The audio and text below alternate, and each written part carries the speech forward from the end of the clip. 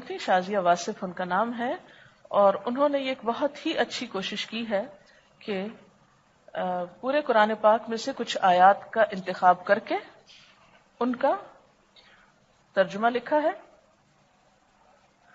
اور کچھ چیزوں کا خلاصہ. مثلا سورۃ الفاتحہ ہے تو اس کو ایک پیج میں انہوں نے خلاصہ کر دیا ہے اور اس کی موٹی موٹی باتیں بتا دی ہیں. پھر اسی طرح سورۃ البقرہ ہے تو 1 سے 5 آیت کا خلاصہ، پھر آگے اسی طرح. تو یہ پورے 30 پارس کا انہوں نے اس طرح کیا ہے. اس میں یہ ہے کہ جو شخص پورے 2 گھنٹے کا، ایکچولی انہوں نے اپنی برانچ میں 26 ڈیز کا شاید ٹائم ٹیبل اس طرح کا بنایا ہے جس میں پورا قرآن تو نہیں ہوگا بیچ میں، لیکن مختلف صورتوں کی اہم آیات اور اس سے متعلق جو اس کا خلاصہ اور اس میں جو پوائنٹس ہیں وہ لکھے ہوئے ہیں. مثلا آیت 183 سے 188 تک یہ جو رمضان کی آیتیں ہیں انہوں نے اس کے بارے میں لکھا ہوا ہے. روزوں کا مقصد حصول تقوی، اللہ کا احساس، اس کی محبت اور خوف، تقوی کے حصول کے طریقے، رمضان میں کرنے کے کام. نمبر 1 روزوں کی تعداد پوری کرنا. نمبر 2 قرآن کے ساتھ تعلق. نمبر 3 تکبیرات. نمبر 4 اللہ کا شکر ادا کرنا، دعا کا اہتمام کرنا، سحری کھانا، اعتکاف کرنا، اللہ کے حکم سے حلال چیزوں سے جیسے رکے حرام سے بچنا. میاں بیوی کا تعلق، اس کو اللہ تعالیٰ نے بہت خوبصورتی سے بیان کیا، یعنی اللہ تعالیٰ عبادات کے ساتھ ساتھ ہی حقوق العباد کا بھی ذکر کر دیتے ہیں، وہ خوبصورت طریقے سے سکھاتے ہیں. پھر اسی طرح مختلف آیات کے نمبر کے ساتھ انہوں نے طریقہ کار اپنا یہ لکھا تھا. اس کا انہوں نے طریقہ کار بھی بتایا ہے کہ یہ انہوں نے لکھا ہے کہ آپ سے آخری ملاقات کے بعد میں نے دورہ قرآن کے لیے منتخب آیات کو بہت مختصراً خلاصہ کیا ہے. وقت جتنا ملا اور دماغ نے جتنا ساتھ دیا اس حساب سے یہ ٹوٹی پوٹی کوشش ہے. اس کو کمپائل کرنے کا مقصد صرف یہ تھا کہ جو محنت ہم نے کی ہے اس سے چند اور لوگ بھی فائدہ اٹھا لیں. میٹرو سے جو لسٹ ملی تھی منتخب آیات کی وہ ایک حد تک ملتی جلتی تھی لیکن کئی جگہ مختلف بھی تھی.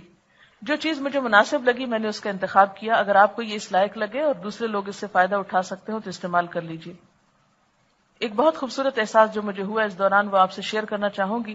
قرآن رمضان میں دوسروں تک پہنچانا ہے، یہ احساس تھا پورے کے بجائے وہ حصہ جو لوگوں کا شوق ابھارے. کیونکہ پچھلی جو ہماری میٹنگ ہوئی تھی یہاں پر اس میں ایک سجیشن یہ دی گئی تھی کہ ایک تو ہے پورا پارے کا ترجمہ کرنا 2 گھنٹے میں کم از کم، لیکن سب کے پاس 2 گھنٹے نہیں ہوتے. مثلا اگر آپ کسی اسکول میں جا رہے ہیں یا اگر آپ کسی اپنے بچوں کے ساتھ بیٹھ کے بات کر رہے ہیں یا آپ اپنے ہسبینڈ کے ساتھ ڈسکس کر رہے ہیں قرآن پاک کو یا کہیں بھی جس میں ٹائم کم ہے تو پورا قرآن کی بجائے کچھ آیات لے لی جائیں.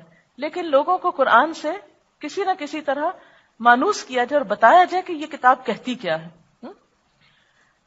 جو لوگوں کا شوق ابھارے، ان کے شعور کو بیدار کرے اور ان کی فطرت کو اپیل کرے وہ چننا تھا. لیکن یہ سوچ کہ اتنے کم وقت اور اتنی سطحی نظر میں کیا ہوگا یوں نظر آ رہی تھی. یعنی جب یہ بات ہو رہی تھی تو لگتا تھا کہ تھوڑے سے وقت میں ہم اتنی بات کیسے لوگوں کو بتائیں گے.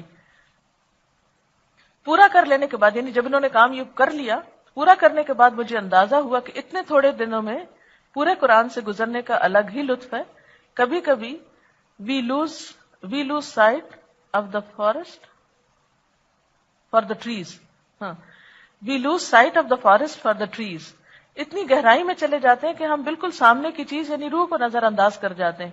ایک دین کی تصویر ملی جو اور ایک خلاصہ سمجھ میں آیا. وہ بہت ہلکے پھلکے پڑھنے میں نہ آتا تھا. کون سی باتیں بار بار دہرائی گئیں وہ راسخ ہوتی گئی. بالکل ایسے ہی جیسے ایک کھیت میں اتر کر فطرت سے قریب ہو کر بے انتہا مسرت اور لطف محسوس ہوتا ہے، لیکن انہی کھیتوں کو جہاز سے اڑتے ہوئے دیکھو تو الگ ہی حسن نظر آتا ہے. نگاہ ہٹانے کا دل ہی نہیں چاہتا. پوری تصویر نگاہ میں ایک ہی ٹائم میں سما جاتی ہے. یعنی جب آپ کھیت کے اندر ہوتے ہیں تو چھوٹی چھوٹی ڈیٹیلز دیکھتے ہیں نا، جیسے کلاس میں آپ دیکھتے ہیں ہر پتا، ہر کلی، اس ورڈ کا روٹ کیا ہے، اس کی مختلف تفسیریں، اس کا ایک پوائنٹ یہ ہے، دوسرا تیسرا.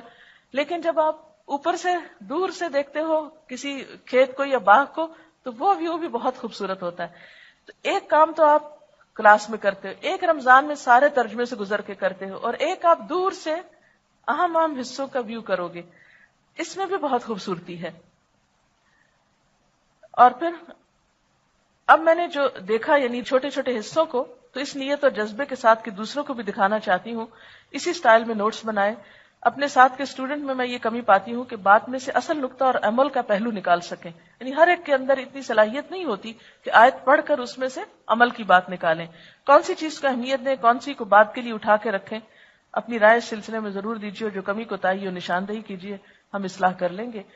اور اس کا طریقہ انہوں نے بتایا کہ یہ پورا سلیبس ہم نے 26 دنوں میں پھیلایا ہے. پیچھے اس کی تفصیل ہے. کچھ تلاوت کسی قاری کی آواز میں لگائیں گے، یعنی مجلس کیسے ہوگی، پہلے جن آیتوں کو پڑھنا ہے اس کی تلاوت لگائیں گے، کچھ کی عربی میں خود پڑھوں گی، ترجمہ سب آیات کا پڑھا جائے گا جن کے نمبر نوٹ کیے ہوئے ہیں، جو پوائنٹس جن آیات کے ساتھ لکھے ہیں ان کو ہلکا سا ڈسکس کر لیا جائے گا، کہیں کہیں سننے والوں کو بولنے پر موٹیویٹ کیا جائے گا، یعنی انٹریکٹیو سیشن ٹائپ ہوگا. منتخب شدہ آیات کی پوری فہرست اویلیبل کی جائے گی، یعنی لوگوں کو بھی دے دی جائے گی. جو سامعین لینا چاہیں وہ اپنے قرآن میں نشانیاں لگا کر آئیں تاکہ اس وقت ڈھونڈنے میں ان کو دقت نہ ہو.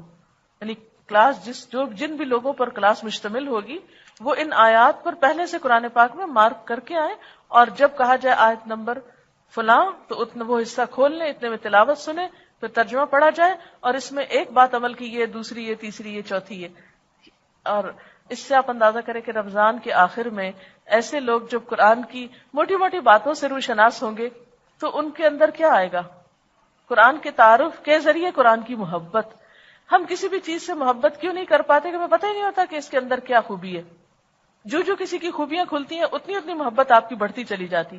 قرآن سے لوگوں کی غفلت، یعنی دور سے اس کی عزت رسپیکٹ تو کرتے ہیں مگر حقیقی معنوں میں اس سے محبت نہیں کرتے. پتہ ہی نہیں اس کے اندر لکھا ہوا کیا ہے. یا کچھ لوگ خوف زدہ ہیں، پتہ نہیں اس کو پڑھ لیں گے تو کیا ہو جائے گا ہماری زندگی میں.